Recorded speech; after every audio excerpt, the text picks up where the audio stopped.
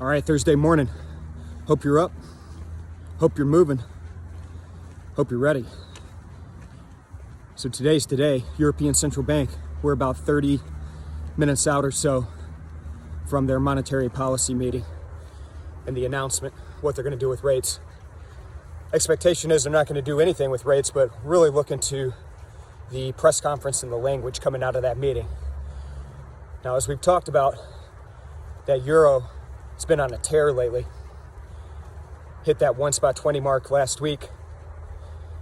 And word on the street is ECB is not too thrilled with that. So everybody's anxious to see what they come out and say today.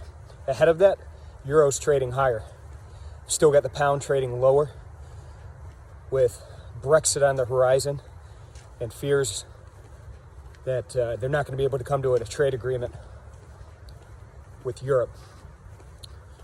Other markets.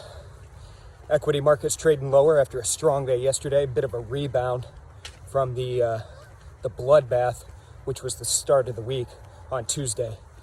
So right now, trading a little bit lower, but relatively quiet. Some of the other markets, oil of interest as of late too, as we've seen oil getting leaned on heavy with this lack of demand, or fears, I should say, of a lack of demand out there.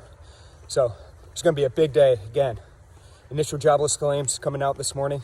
Expectation is about 850,000 initial claims filed last week. Hope you're ready. Let's go. Let's get after it. I'll talk to you folks again tomorrow. Check in with us on Facebook and Twitter throughout the day. We'll keep you updated. Alrighty. Bye-bye.